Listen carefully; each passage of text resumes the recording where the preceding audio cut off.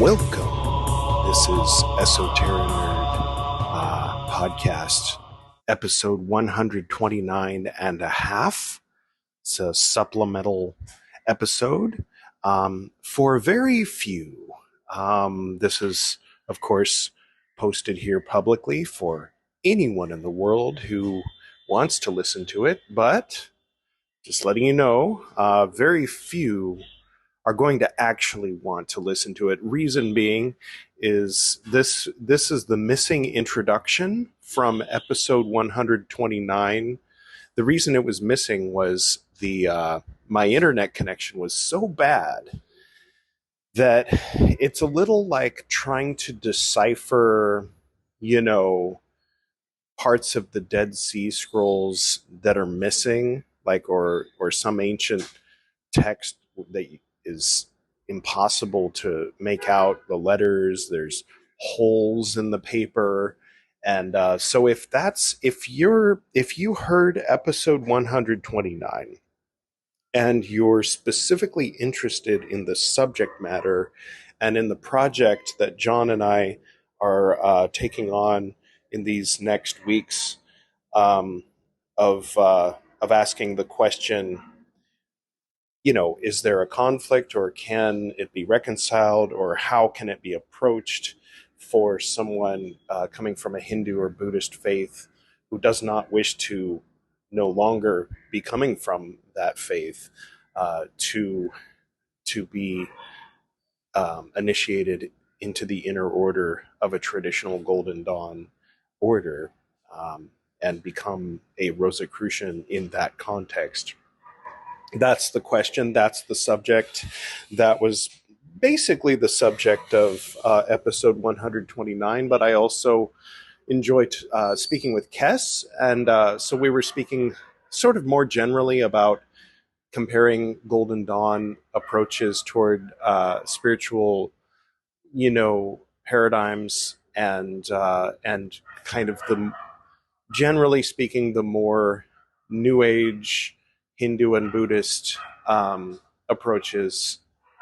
So it was sort of an adjacent but related question, to the actual question that John and I were wanting to get into. But in the missing introduction, that is impossible. Well, not impossible. It's just very difficult and requires John exhibits the patience of a saint. You can see where he's waiting for me to talk, and I went through and I cut out a lot of the long spaces.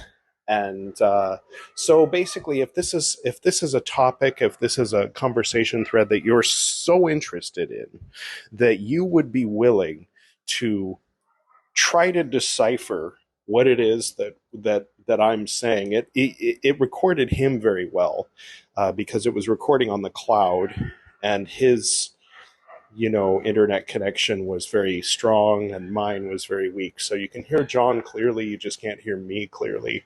And those who know me know that I talk a lot. So I cut it out of episode 129 because I knew that, as I mentioned in the beginning of episode 29, I knew that 99.9% of everybody would tune out and say, "Oh, hell with this! I can't deal with this." If I actually left in like a full 40 minutes of, this really, really, really difficult to understand, difficult to listen to, sort of like trying to talk to someone on the moon with like a strong walkie-talkie, So with all of that in mind, if you haven't already heard episode 129, I'd recommend listening to that instead of this. There's a link up in the corner here, and that just popped up, I think, right? Me in the future, editor me will have added that. And so I think you have an idea of what you're in for. So let's get to that missing introduction conversation between me and Frater Mercurio, shall we? It's going in and out, kind of thing, so to speak. Giggity. Yeah. Huh. I wonder. Well, anyway. I can turn off the video if I have to, I guess, and then maybe it's easier. Anyway, yeah, I've got the way I've got it set up is the best I can do here. Yeah. Unfortunately. Oh, No no, it's worries. okay. So if you can hear me, you and anyone else who's watching this later, are mainly you and anyone else who's watching this later comes to Golden Dawn, the higher grades, which are Rosicrucian, and of course Rosicrucian refers to Christian Rosenkreuz. It has its own thing going that's Egyptian focused. Go on, the Rosicrucian element tends to be mystical Christian, including elements that would be considered pagan, I think, by most Protestant denominations anyway, and Catholic and so on. So then the question is, can someone come, or a Buddhist faith, and be compatible, be compatible ideas and with the people? And the order that I remember, at least from 2002 through 2009, was very heavily Catholic, to the point where if somebody was a Gnostic Christian, they would be told that really they ought to convert to Catholicism. So in that environment, being a self-proclaimed, well, actually I'm a Hindu, would have been an issue. And also I think that 400 years ago, when Christian Rosenkreuz was endeavoring to careers of the learned in Spain, and thinking that the Islamic and pervert the teachings in Fez and so on, that if somebody had come along and said, "Hi, I come from India. I'm from a Brahmin family. I have been studying Sanskrit, and I believe in the Vedas and these many gods. Can you accept me in your group?" They would wonder how the heck they ended up in that part of Germany, first of all, and so the question 400 years ago would have been, I mean, almost absurd, I think, and 20 years ago would have been a difficult question. And I mean, but then again, 110 years ago, I think in Crowley's school, it would have been fine. So there's a few threads to navigate. Are we traditional Golden Dawn or not? If Crowley would embrace, I mean, I'm speaking. I try to steel man, the opposing point of view, rather than straw man, heading to you're winning an argument, to the other person's argument, and try to put it as succinctly and clearly as possible. The Rosicrucian tradition is compatible with exoteric Christianity. Now, even today, I mean, even just starting there, talking to other traditional Golden Dawners in other traditional Golden Dawn orders, there'll be people who say, that's wrong, sure, you can be Christian, but keep it to yourself, because in my order, we're pagan, and so it's specific, a particular Golden Dawn inner order, and saying, how can I be compatible with this Rosicrucian order? Then that helps to bring it into focus.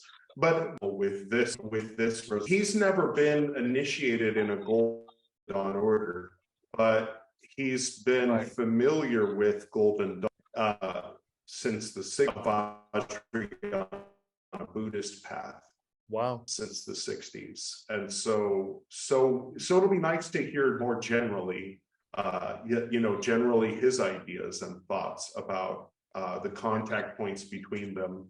I think the word transcends is essential for a lot of things. One thing, I was talking to Priyal, and she was saying if somebody's Hindu, and she knows from me, enough to say that a person needs to be able to be open to Yeshua, to be open to aspects of Christianity in order to do well in a Rosicrucian order, in a Yeah, I golden agree. dawn. So in that prevent them.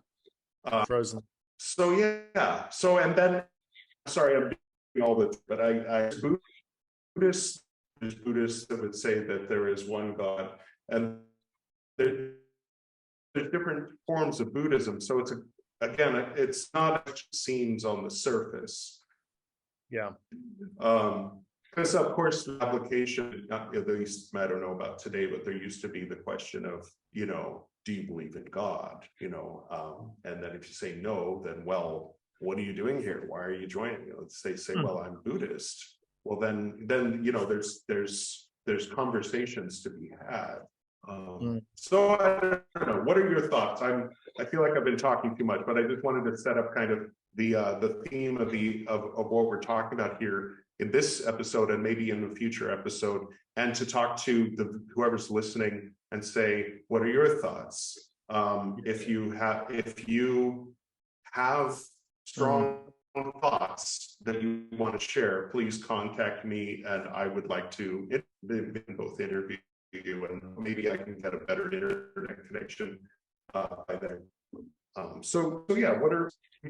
Yeah, I don't know if you can still hear me because it's frozen again, but this will probably come through really fast or something. But yeah, I suppose two things really. One vision I had when I was thinking about this was when I was in London. There's a Hindu temple that has all the statues of the gods on the roof, and one of the statues is the Virgin Mary. And it just sort of interested me because, there's a real acceptance of everything really within Hinduism, which I love about it, and there's this concept that we're all in one nest, we're all like birds in one nest. We just have to tolerate each other and embrace all the different aspects of humanity. And Buddhism sort of much the same. And I guess Buddhism grew out of Hinduism in the beginning, in some ways, and then those teachers carried the information across to Tibet and to other areas. And my own background originated with Zen. I was trained in my 20s. I started training as a Zen practitioner with a teacher that was also trained in Chan Buddhism, which is like, that was one of the aspects before Zen developed. Buddhism was taken by Bodhidharma from India to the east, and then started in China and then went across to Japan, which is the Zen we have. So all of those things are in the background. And so when I was having this discussion recently with our friend Ramsey, it was really around, what happens if, number one, there's a member who is from one of those backgrounds and joins the second order. How do they combine those two things? And the second question was around, what if we want to develop some form of way to celebrate weddings, funerals, help people with life events like that, and be able to do it in the paradigms of the different religions.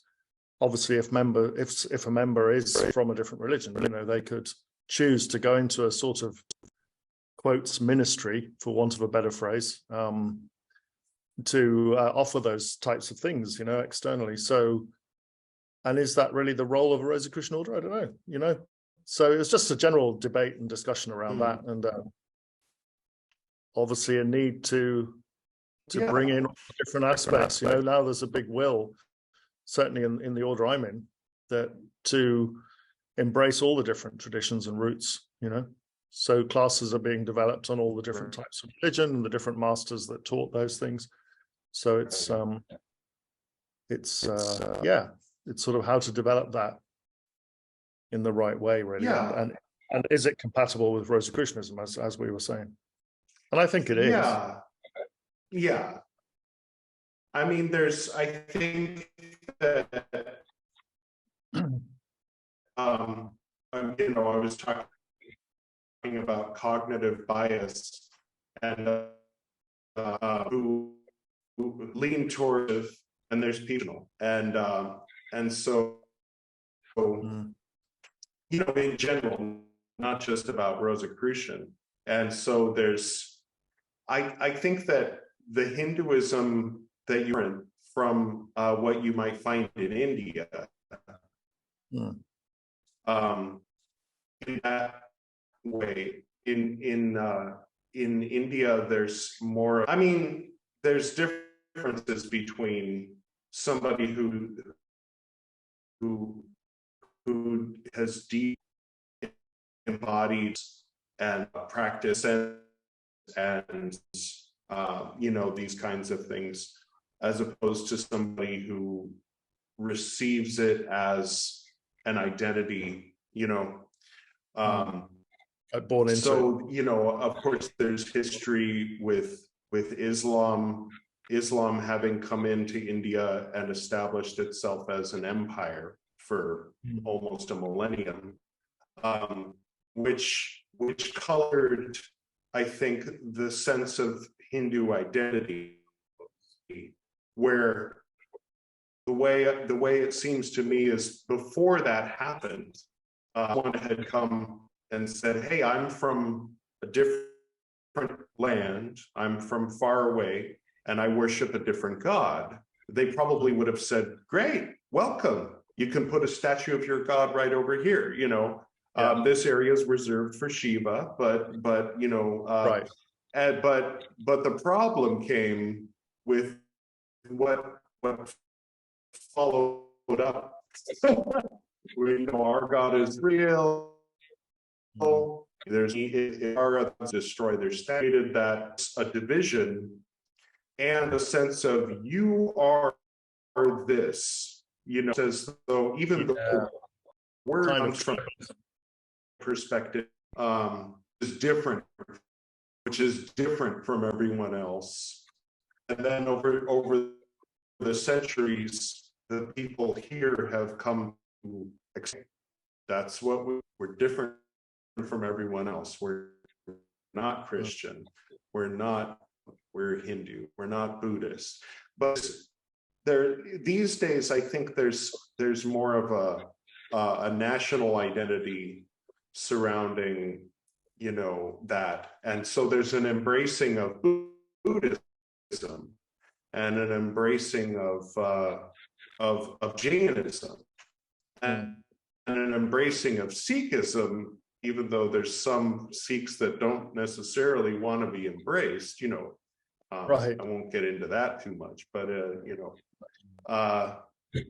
so there's a sense of, yes, Buddha was a good Indian teacher, and we have great reverence for him, even though I and my family are Hindu. Where if you say, and also Jesus, they'll kind of be like, explain, but then of course, Krishna was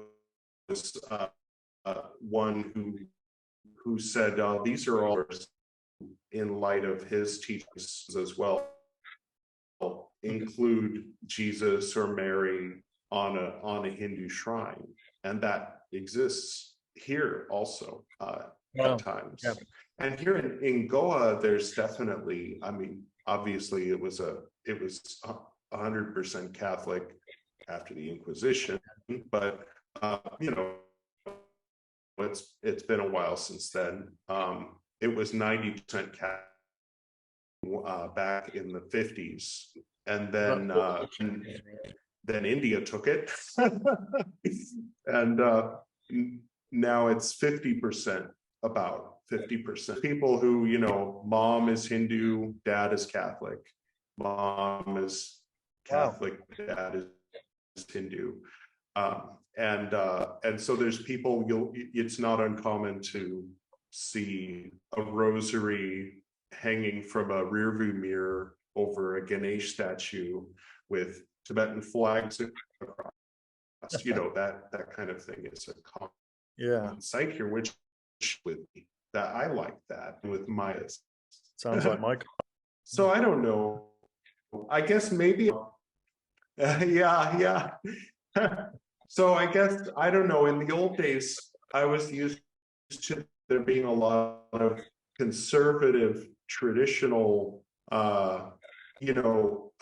Catholic or Orthodox Rosicrucians around, and trying to convince them that it was okay for me to be Buddhist. And so maybe that's not even the question anymore.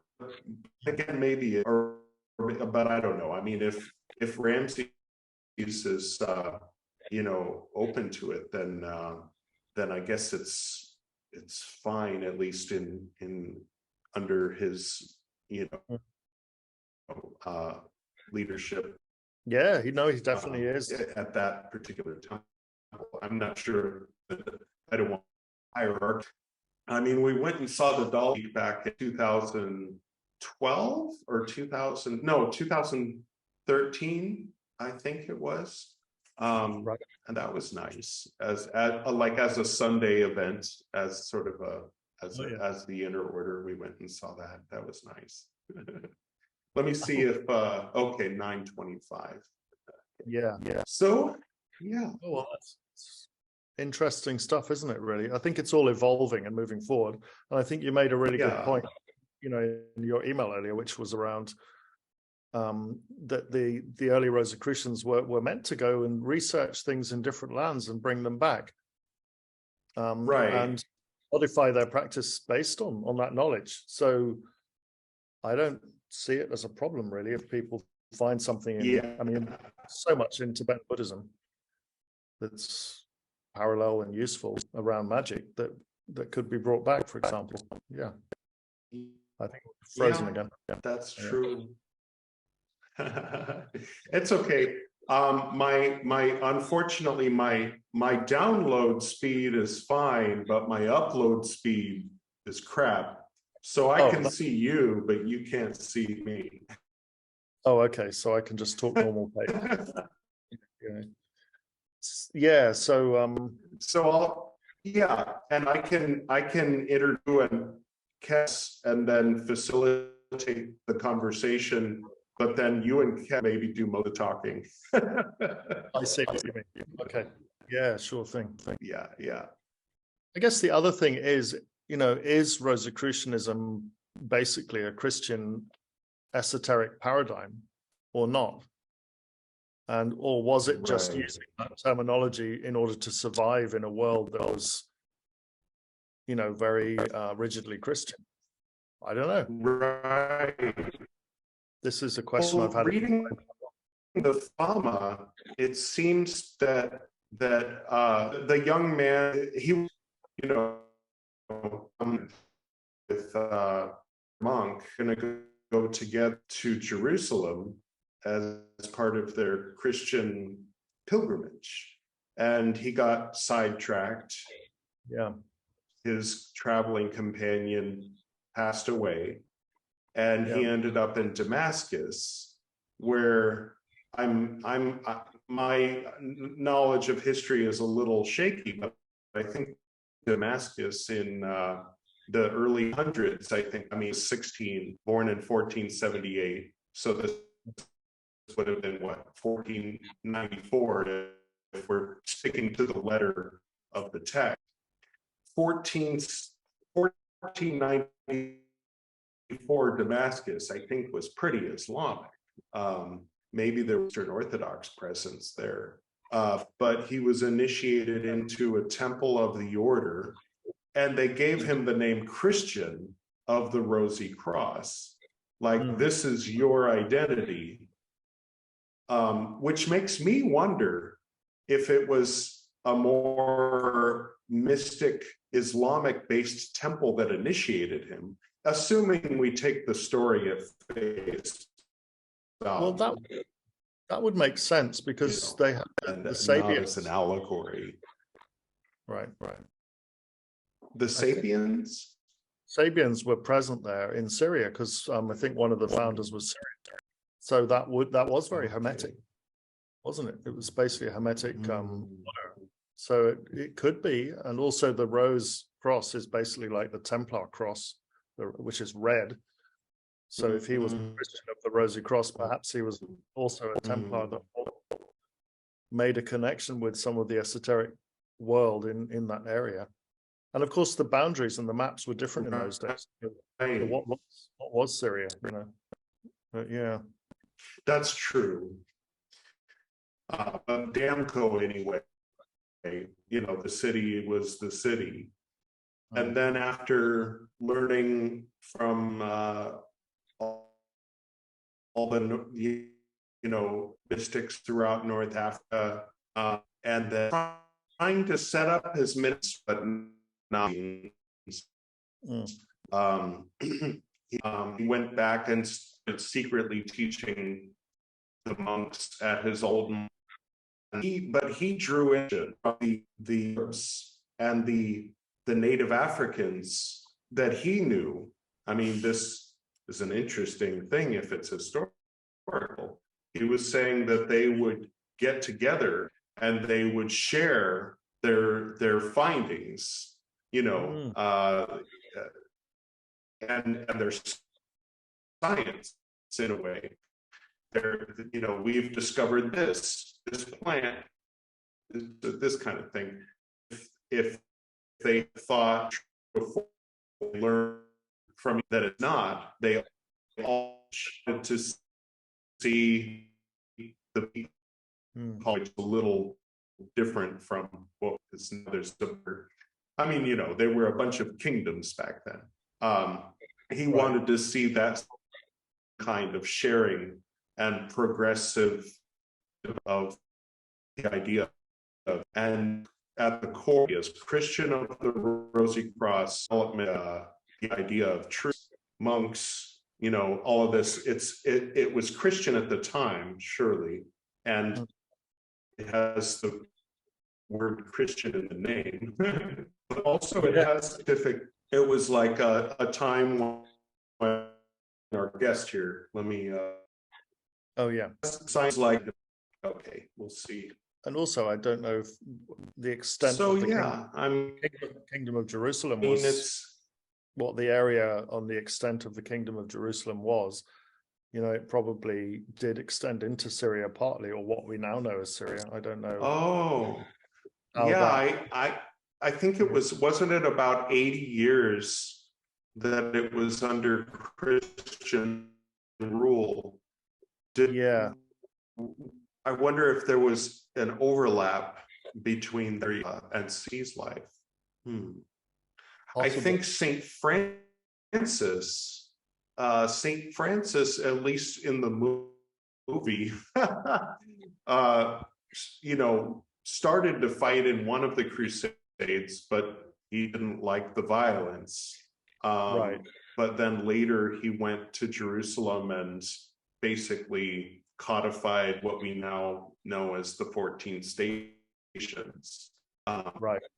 Yeah, I'm not entirely sure when these periods were, and there may have been times when, you know, even if it was under Islamic rule, it wasn't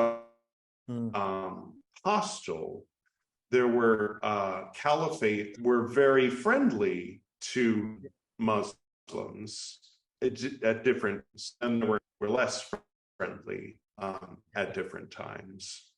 There was, when he started to become popular, there were caliphates to decide if it was a substance, an intoxicant or not. And some of them liked the effect. Some of them didn't like the debating that would happen when a bunch of guys would drink coffee together and get, Yeah. you know, they, Well, you know, they the talk other a thing. lot and then debate and argue, so they'd say this is good. Yeah, absolutely.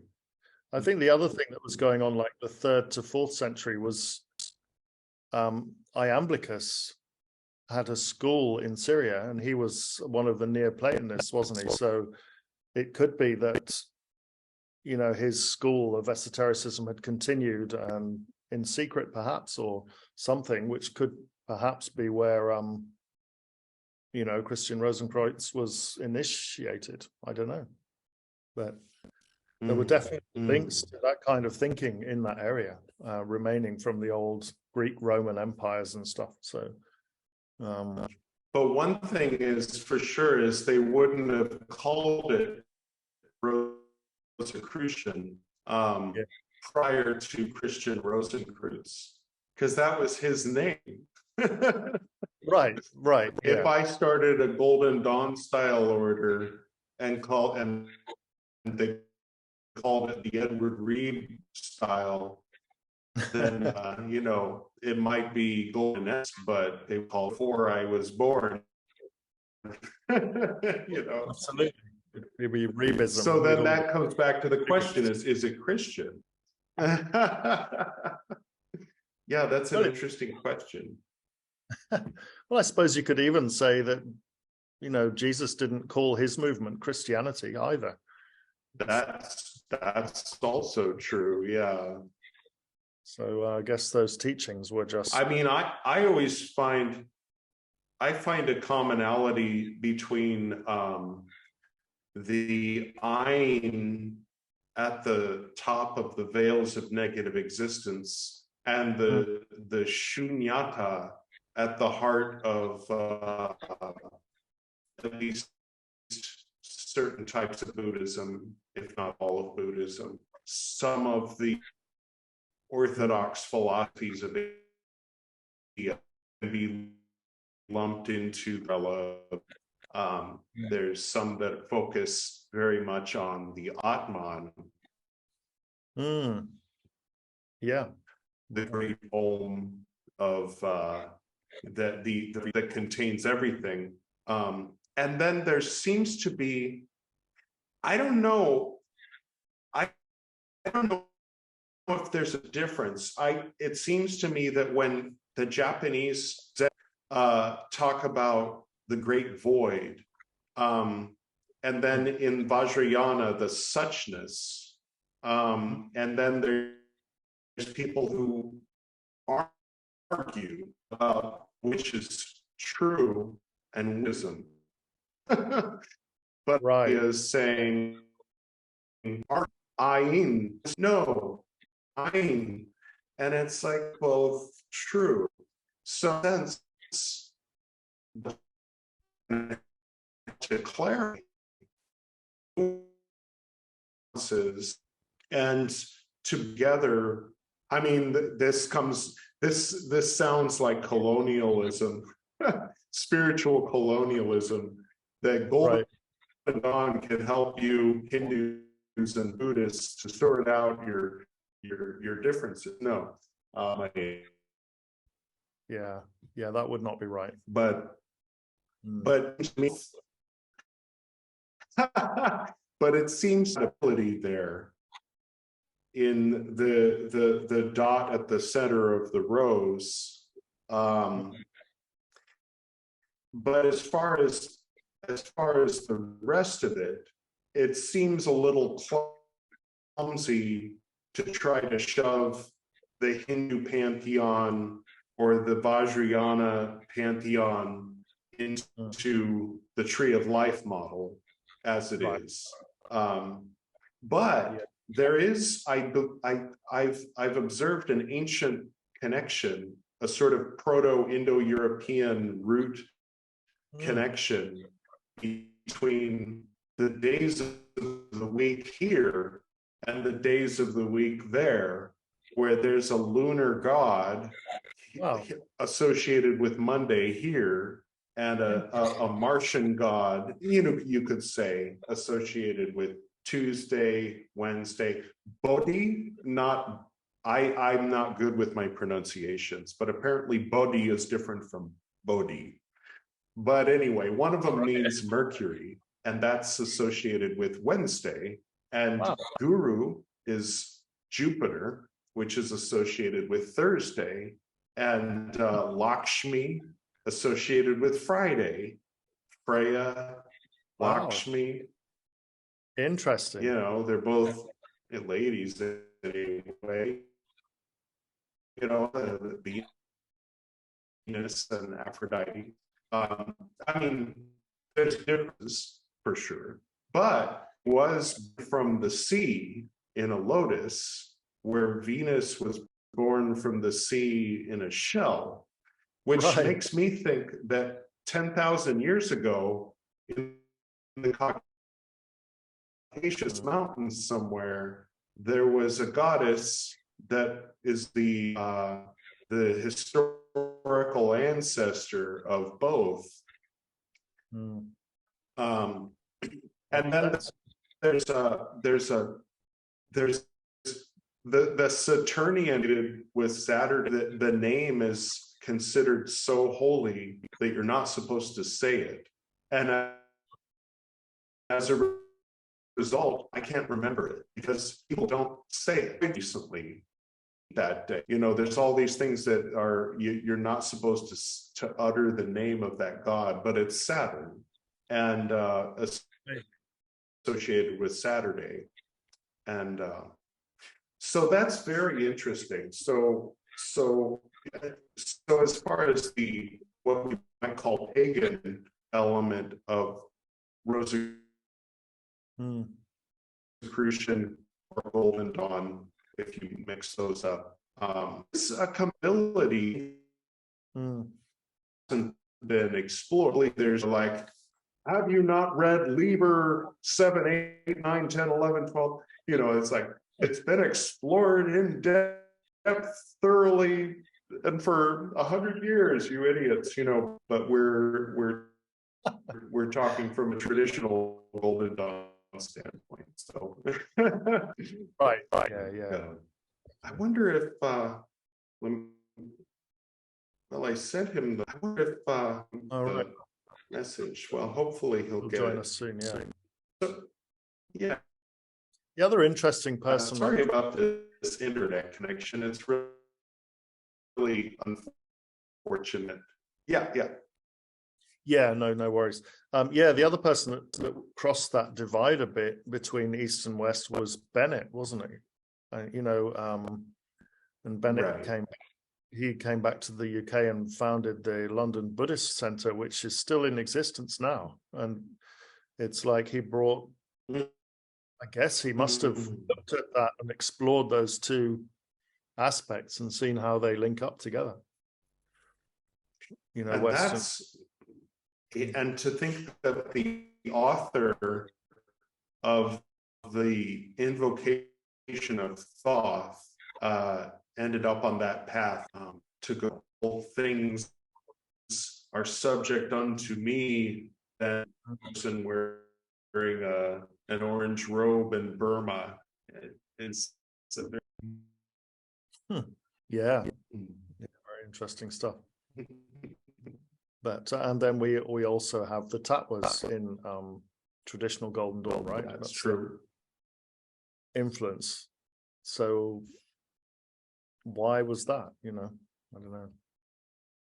But back to the original thing, I suppose. Are we saying that we are? It is compatible, or? Well, I mean, I think so. I mean, we're discussing this, Priel and I. If somebody, there are a lot of crosses in Golden Dawn, and the rose cross is a cross, you know, and there's a cross at this first. Yes,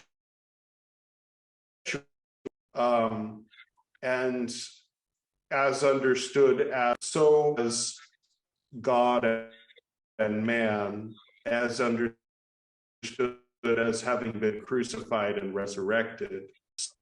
It be an error for someone to say, well, as a Hindu, look at the cross.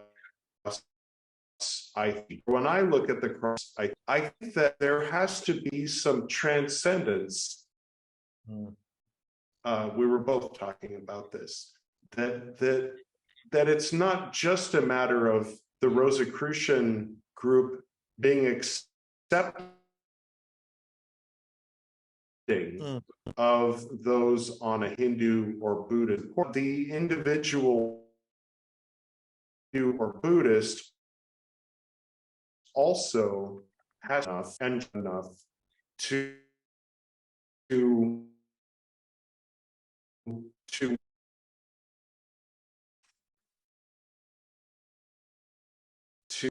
be able to think in those terms and to work with those ideas and symbols.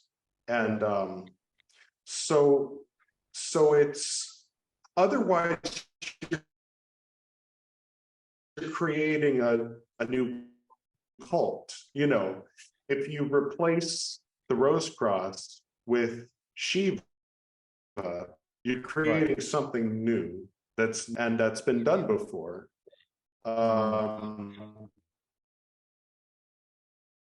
Yeah, right. And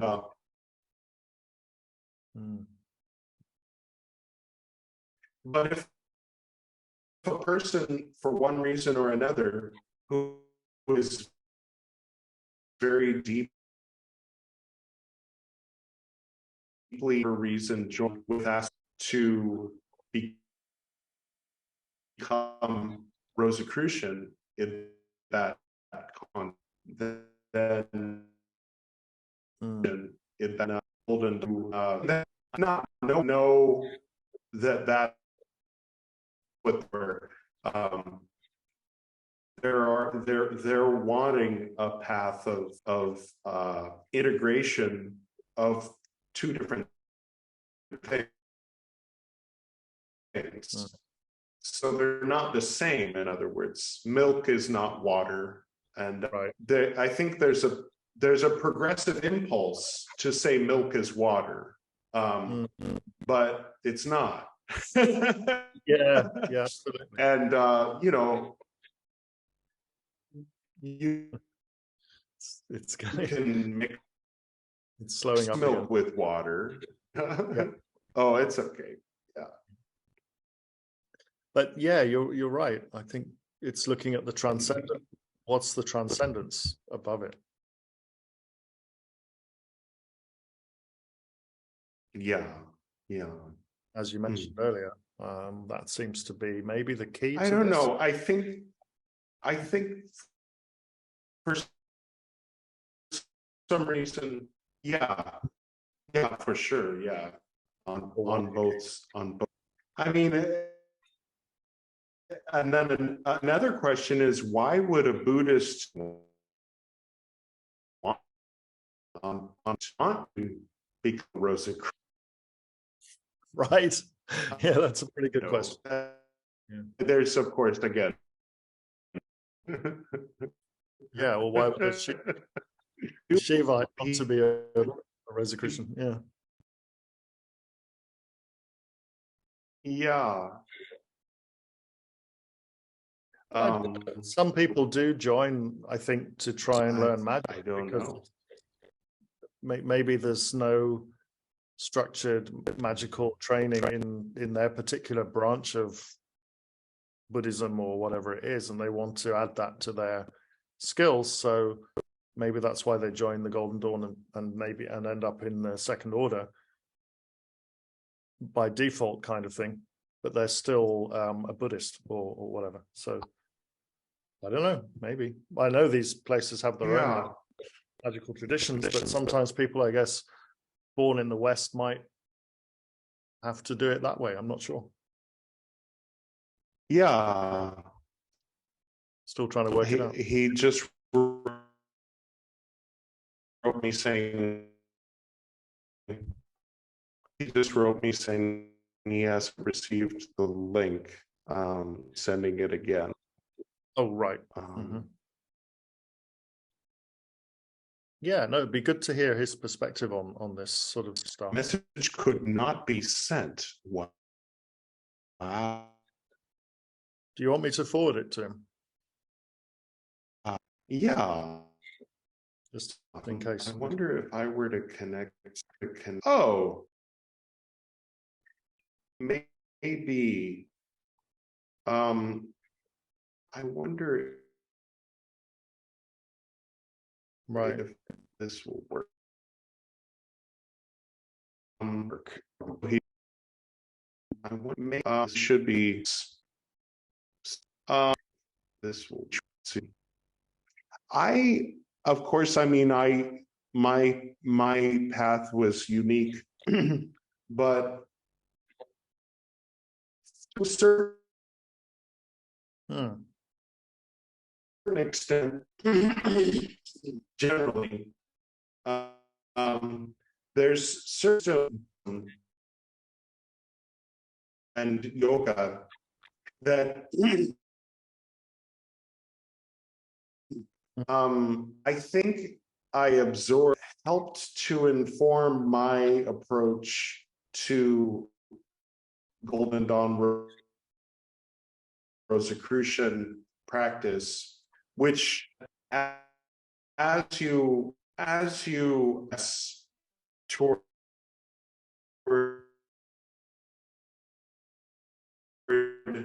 enlightenment, that these magical become open to you.